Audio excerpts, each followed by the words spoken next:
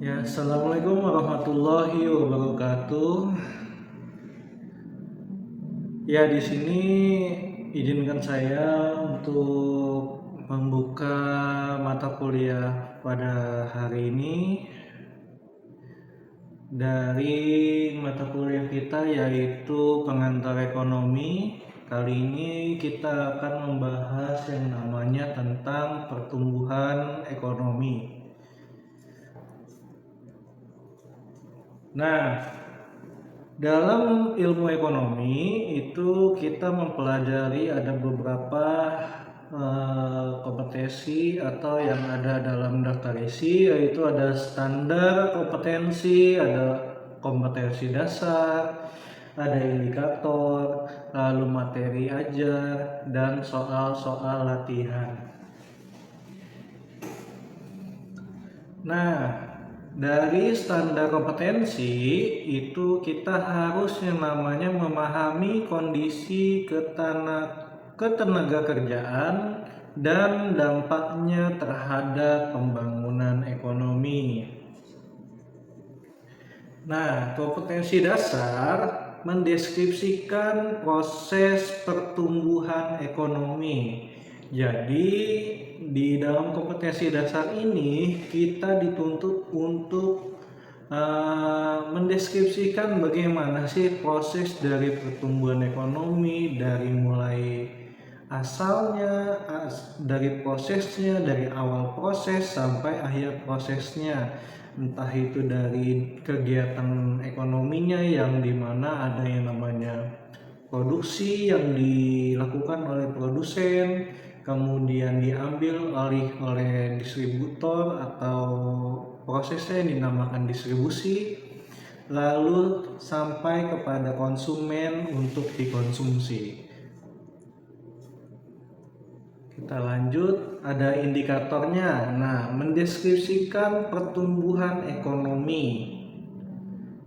Yang tadi kita bahas, yang kedua ada mendeskripsikan teori pertumbuhan ekonomi. Nah, teori pertumbuhan ekonomi ini bisa nanti kita bahas bisa kita ambil dari para ahli, tokoh ternama, atau dari buku-buku yang kita ambil dari perpustakaan, atau dari yang namanya sekarang udah canggih, mungkin ada yang dari Google atau dari e-book.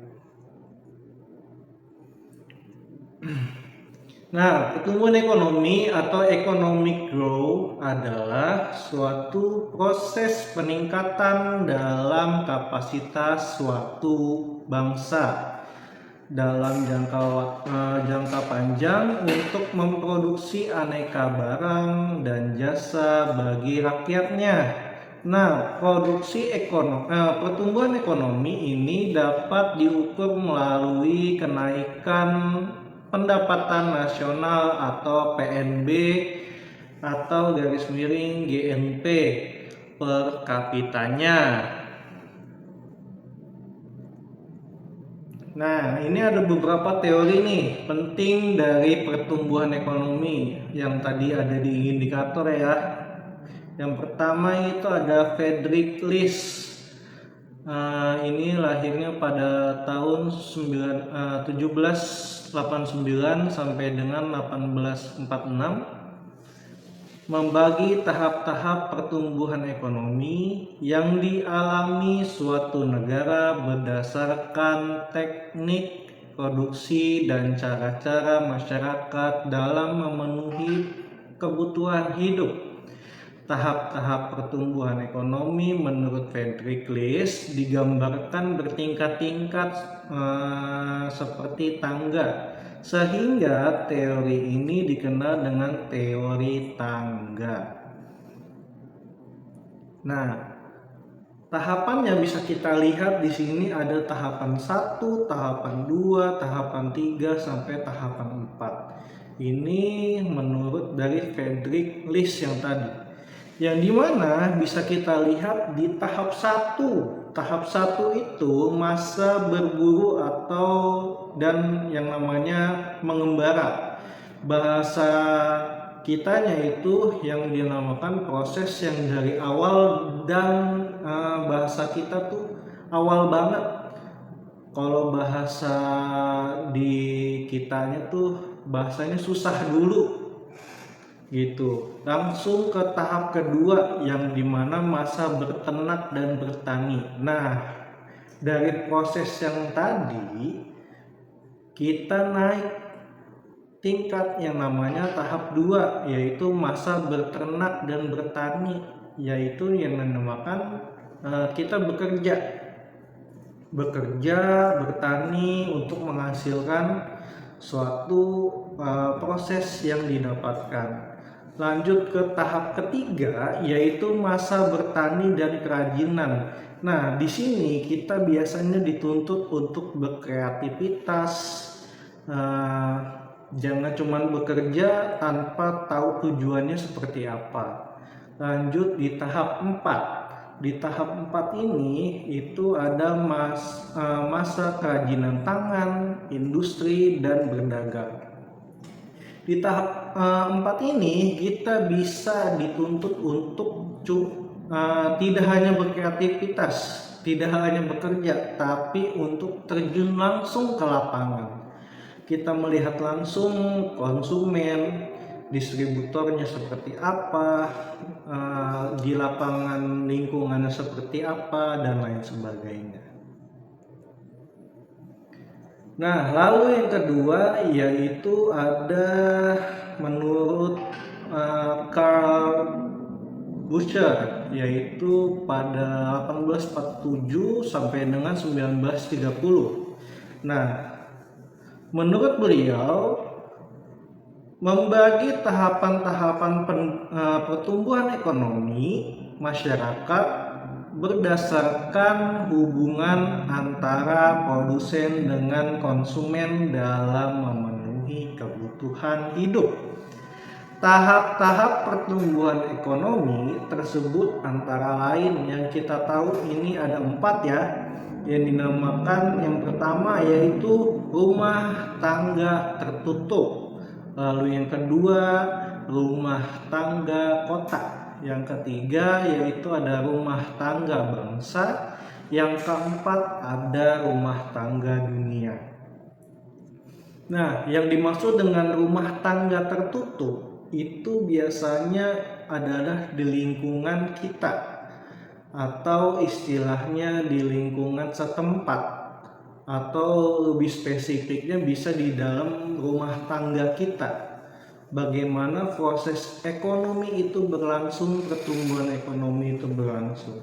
Sedangkan yang kedua itu agak naik tingkat menjadi rumah tangga kota, yaitu daerah perkotaan. Lanjut yang ketiga yaitu adalah rumah tangga bangsa. Bisa kita lihat itu di negara-negara. Bisa kita lihat dari pengembangan atau pertumbuhan ekonomi di suatu negara itu seperti apa. Nah, yang keempat rumah tangga dunia, yaitu adalah internasional atau bahasanya universal. Rumah tangga dunia yang itu dimana mencakup paut dari seluruh elemen atau negara-negara yang ada di dunia. Kita lanjut ke Werner Sombart pada tahun 1863 sampai dengan 1947, membagi tahap-tahap pertumbuhan ekonomi menjadi 4 tahap, yaitu yang pertama ada prakapitalisme, yang kedua ada zaman kapitalis madya, yang ketiga ada zaman kapitalis raya, yang keempat ada zaman kapitalis akhir. Nah, pertumbuhan ekonomi terdiri dari 3 unsur penting yang harus kita tahu bersama. Yang pertama, sebagai suatu proses kegiatan tersebut berlangsung secara terus-menerus dan saling terkait dengan bidang-bidang lain.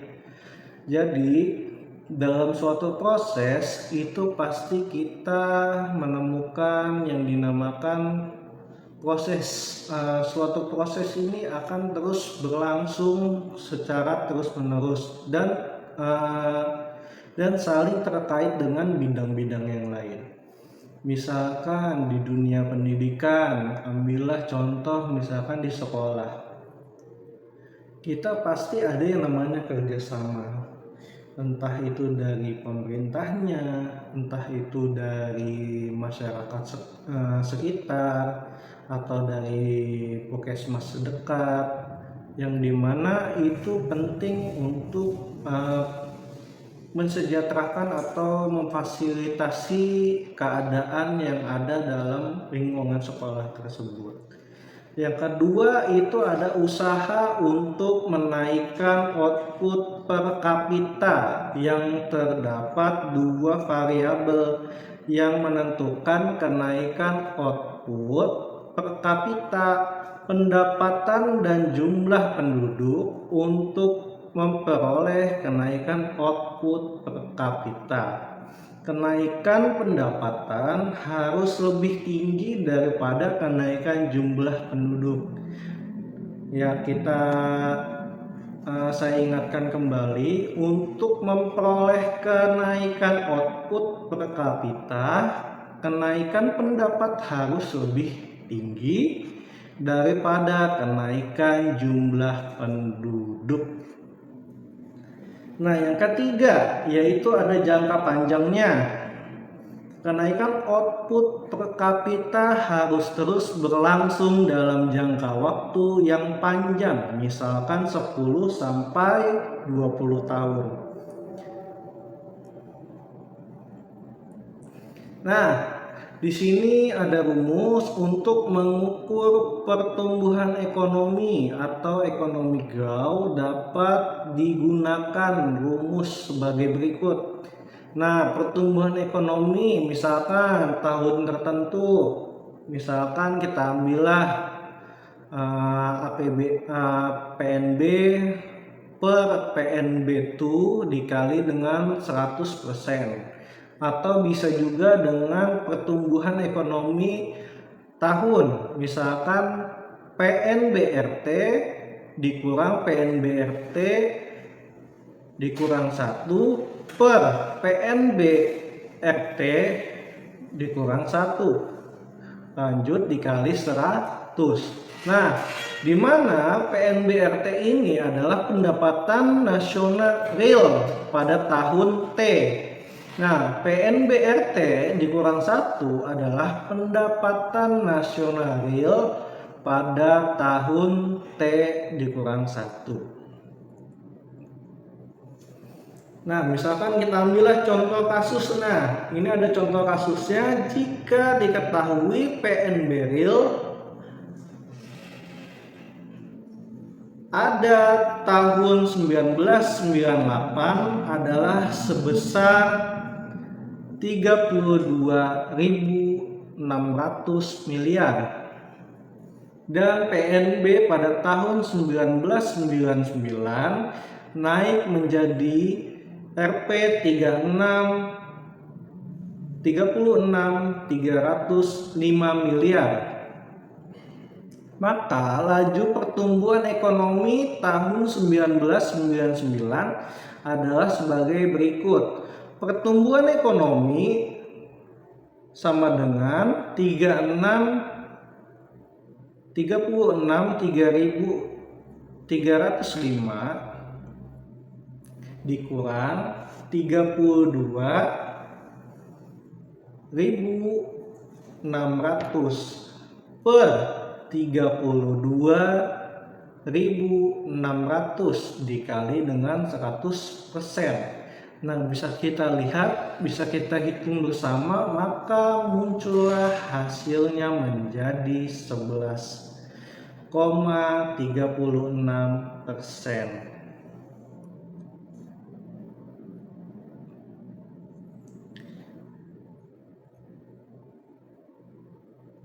Kalau masih bingung, bisa kita ulangi lagi. Nah, bisa kita lihat lagi dalam rumus yang tadi.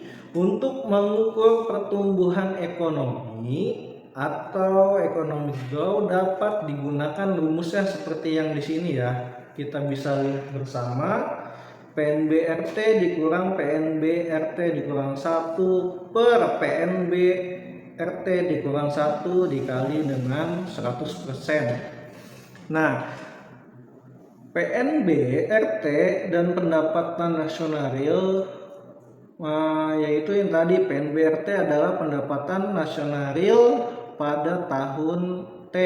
PNB-RT dikurang 1 sama dengan pendapatan nasional real pada tahun T dikurang 1. Nah,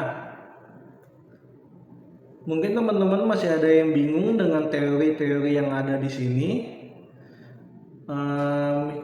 Misalkan ada yang bingung, bisa dicari lewat di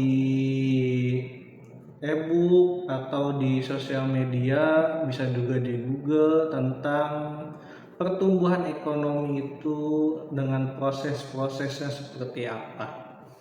Itu banyak kok, pasti banyak yang banyak, bukan hanya dari Prediclist, bukan hanya dari Carl Butcher atau dari Werner Sober.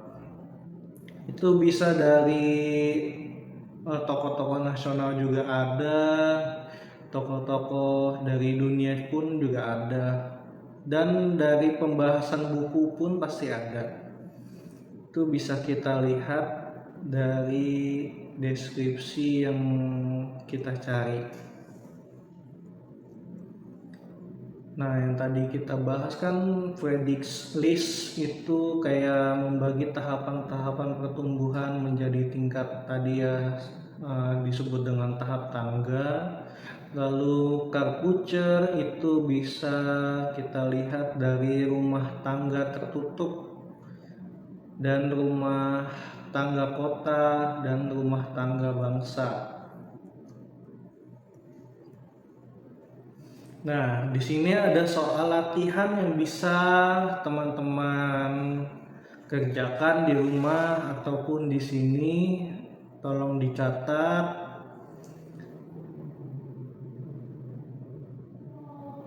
Di sini ada soal latihan yang dimana nomor satunya yaitu jika diketahui GNP suatu negara pada tahun 2004 sama dengan 200 triliun dikurang 250 triliun, besar pertumbuhan yang terjadi itu seperti apa?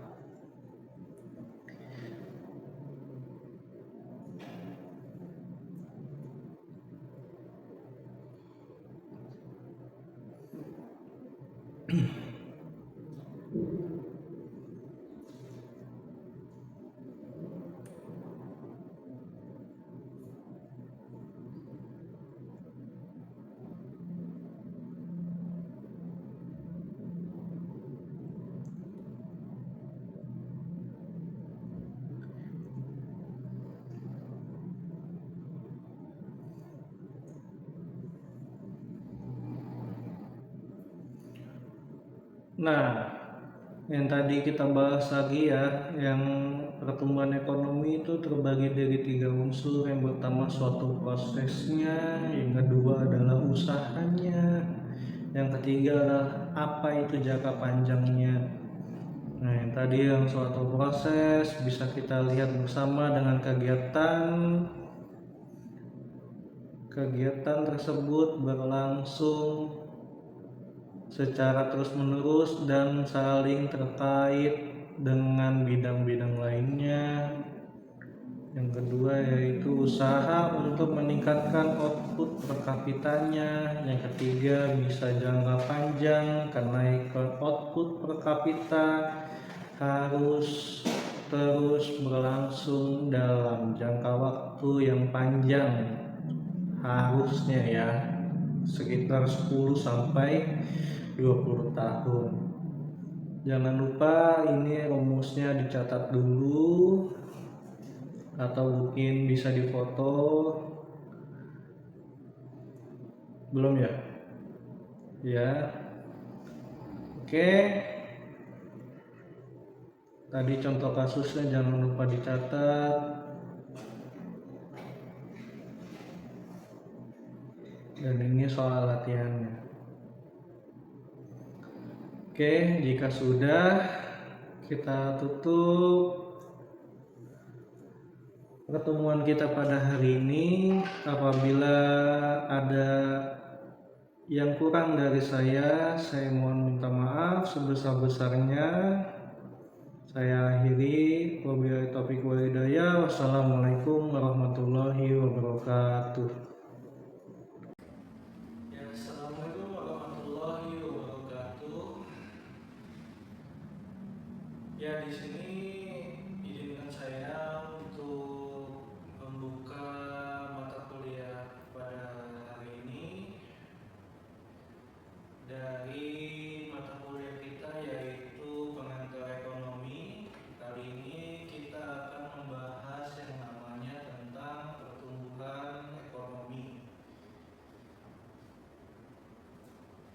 Nah, dalam ilmu ekonomi itu kita mempelajari ada beberapa kompetensi atau yang ada dalam daftar isi, yaitu ada standar kompetensi, ada kompetensi dasar, ada indikator, lalu materi ajar, dan soal-soal latihan. Nah, dari standar kompetensi itu kita harus yang namanya memahami kondisi ketenaga kerjaan dan dampaknya terhadap pembangunan ekonomi. Nah, kompetensi dasar mendeskripsikan proses pertumbuhan ekonomi. Jadi, di dalam kompetensi dasar ini kita dituntut untuk mendeskripsikan bagaimana sih proses dari pertumbuhan ekonomi, dari mulai asalnya, dari prosesnya, dari awal proses sampai akhir prosesnya, entah itu dari kegiatan ekonominya yang dimana ada yang namanya produksi yang dilakukan oleh produsen, kemudian diambil oleh distributor atau prosesnya yang dinamakan distribusi, lalu sampai kepada konsumen untuk dikonsumsi. Kita lanjut, ada indikatornya. Nah, mendeskripsikan pertumbuhan ekonomi. Yang tadi kita bahas, yang kedua ada mendeskripsikan teori pertumbuhan ekonomi. Nah, teori pertumbuhan ekonomi ini bisa nanti kita bahas bisa kita ambil dari para ahli, tokoh nama, atau dari buku-buku yang kita ambil dari perpustakaan, atau dari yang namanya sekarang udah canggih, mungkin ada yang dari Google atau dari e-book. Nah, pertumbuhan ekonomi atau economic growth adalah suatu proses peningkatan dalam kapasitas suatu bangsa dalam jangka panjang untuk memproduksi aneka barang dan jasa bagi rakyatnya. Nah, pertumbuhan ekonomi ini dapat diukur melalui kenaikan pendapatan nasional atau PNB atau garis miring GNP per kapitanya. Nah, ini ada beberapa teori nih penting dari pertumbuhan ekonomi yang tadi ada di indikator ya. Yang pertama itu ada Friedrich List. Ini lahirnya pada tahun 1789 sampai dengan 1846. Membagi tahap-tahap pertumbuhan ekonomi yang dialami suatu negara berdasarkan teknik produksi dan cara-cara masyarakat dalam memenuhi kebutuhan hidup. Tahap-tahap pertumbuhan ekonomi menurut Friedrich List digambarkan bertingkat-tingkat seperti tangga. Sehingga teori ini dikenal dengan teori tangga. Nah, tahapan yang bisa kita lihat di sini ada tahapan 1, tahapan 2, tahapan 3 sampai tahapan 4. Ini menurut dari Friedrich List yang tadi.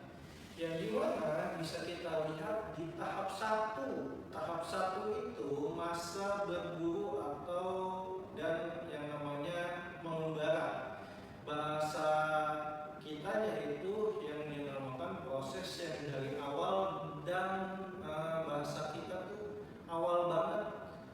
Kalau bahasa di kita itu bahasanya susah dulu gitu. Langsung ke tahap kedua yang dimana masa berternak dan bertani. Nah, dari proses yang tadi kita naik tingkat yang namanya tahap 2, yaitu masa berternak dan bertani, yaitu yang dinamakan kita bekerja bertani untuk menghasilkan suatu proses yang didapatkan. Lanjut ke tahap ketiga, yaitu masa bertani dan kerajinan. Nah, di sini kita biasanya dituntut untuk berkreativitas, jangan cuma bekerja tanpa tahu tujuannya seperti apa. Lanjut di tahap 4. Di tahap 4 ini itu ada masa kerajinan tangan, industri, dan berdagang. Di tahap 4 ini kita bisa dituntut untuk tidak hanya berkreativitas, tidak hanya bekerja, tapi untuk terjun langsung ke lapangan. Kita melihat langsung konsumen, distributornya seperti apa, di lapangan lingkungannya seperti apa, dan lain sebagainya. Nah, lalu yang kedua yaitu ada menurut Karl Bucher, yaitu pada 1847 sampai dengan 1930. Nah, menurut beliau membagi tahapan-tahapan pertumbuhan ekonomi masyarakat berdasarkan hubungan antara produsen dengan konsumen dalam memenuhi kebutuhan hidup.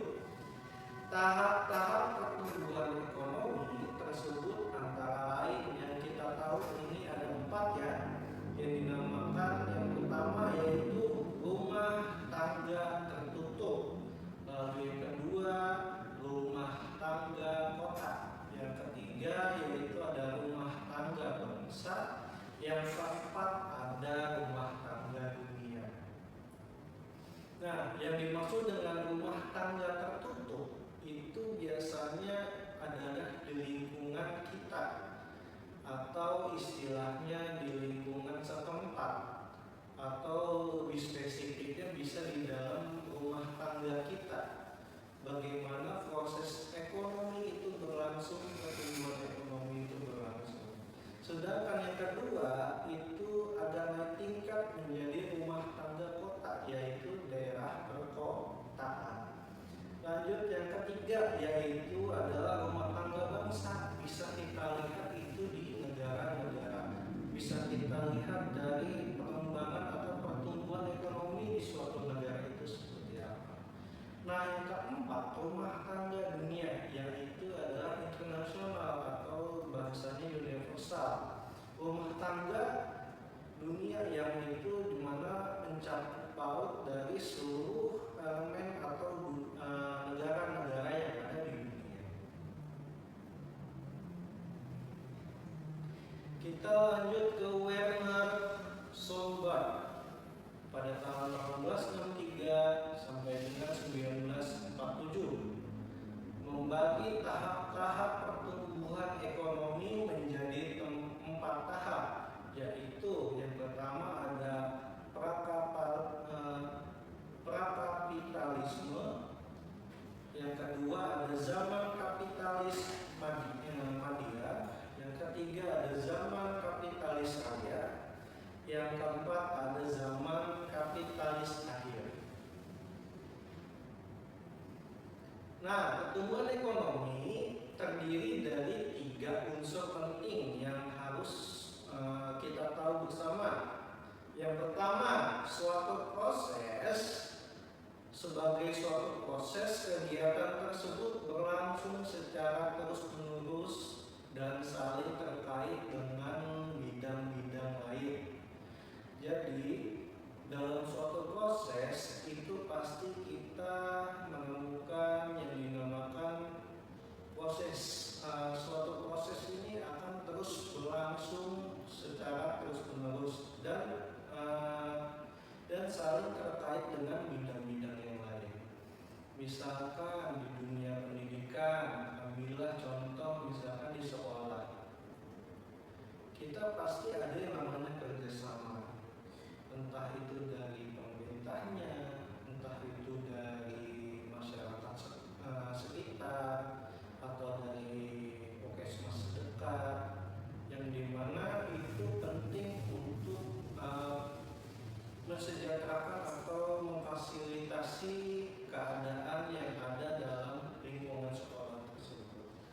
Yang kedua itu ada usaha untuk menaikkan output per kapita, yang terdapat 2 variabel yang menentukan kenaikan output per kapita, pendapatan dan jumlah penduduk untuk memperoleh kenaikan output per kapita.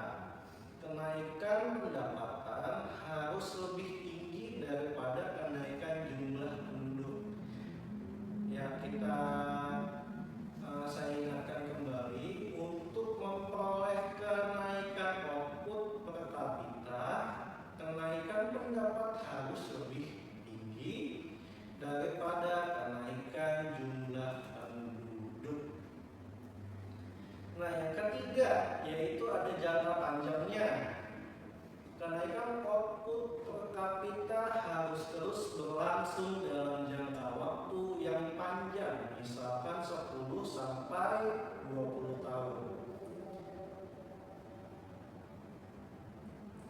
Nah, di sini ada rumus untuk mengukur pertumbuhan ekonomi atau ekonomi growth, dapat digunakan rumus sebagai berikut. Nah, pertumbuhan ekonomi misalkan tahun tertentu, misalkan kita ambillah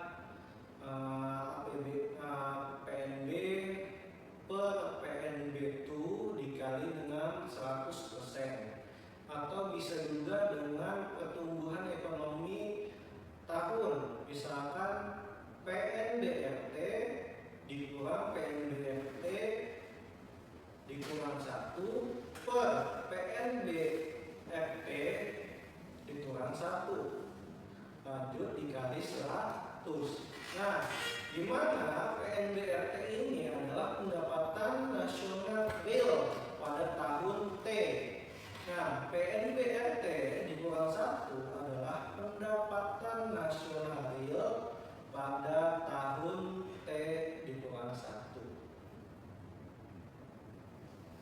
Nah, misalkan kita ambillah contoh kasusnya. Ini ada contoh kasusnya. Jika diketahui PNB real ada tahun 1998 adalah sebesar 32.600 miliar, dan PNB pada tahun 1999 naik menjadi Rp 36.305 miliar. Maka laju pertumbuhan ekonomi tahun 1999 adalah sebagai berikut.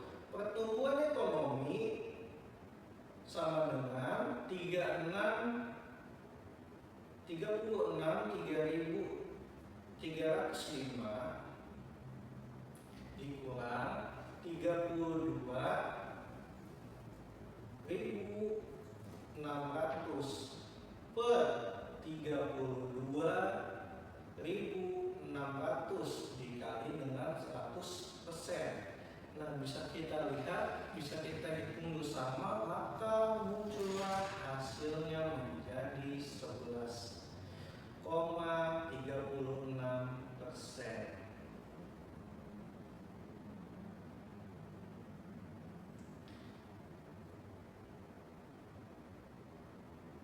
Kalau masih bingung, bisa kita ulangi lagi. Nah, bisa kita lihat lagi dalam rumus yang tadi.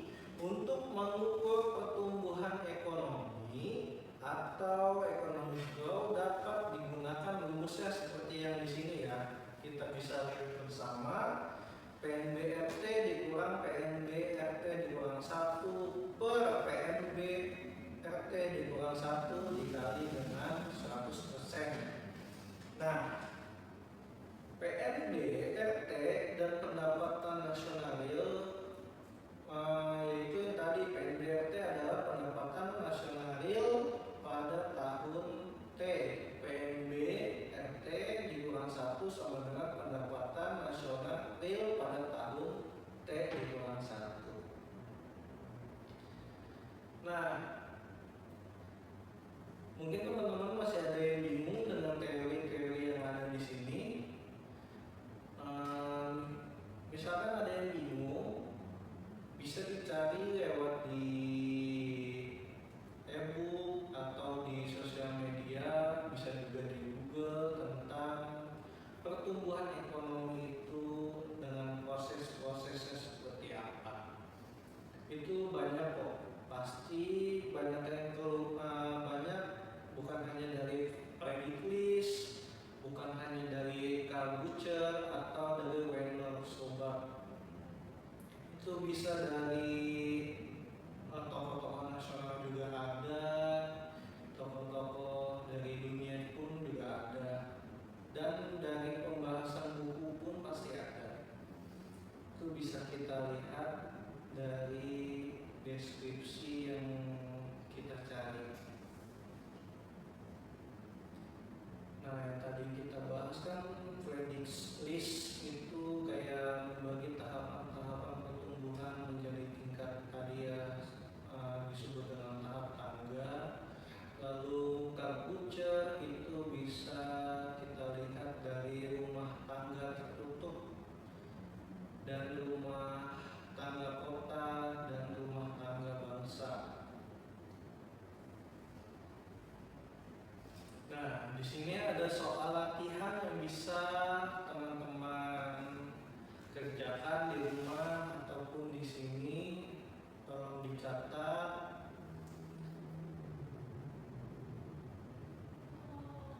Di sini ada soal latihan yang dimana nomor satunya yaitu jika diketahui GNP suatu negara pada tahun 2004 sama dengan 200 triliun dikurang 250 triliun, besar pertumbuhan yang terjadi itu seperti apa?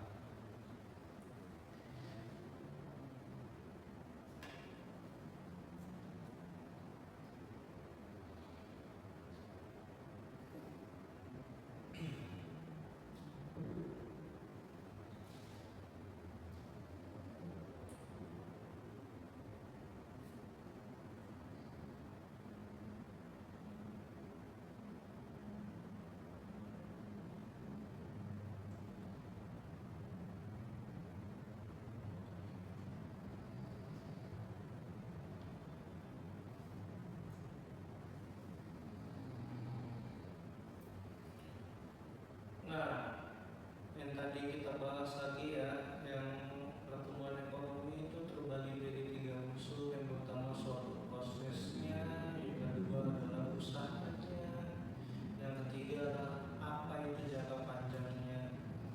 Nah, yang tadi yang suatu proses bisa kita lihat bersama dengan kegiatan tersebut berlangsung secara terus-menerus dan saling terkait dengan bidang-bidang lainnya. Yang kedua yaitu usaha untuk meningkatkan output per kapitanya. Yang ketiga bisa jangka panjang karena itu output per kapita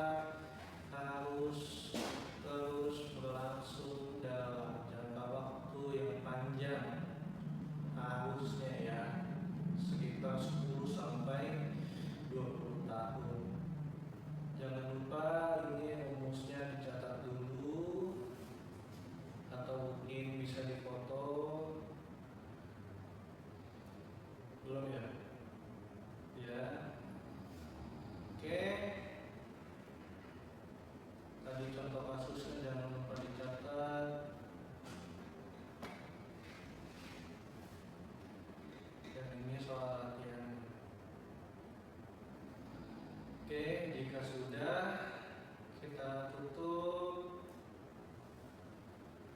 pertemuan kita pada hari ini. Apabila ada yang kurang dari saya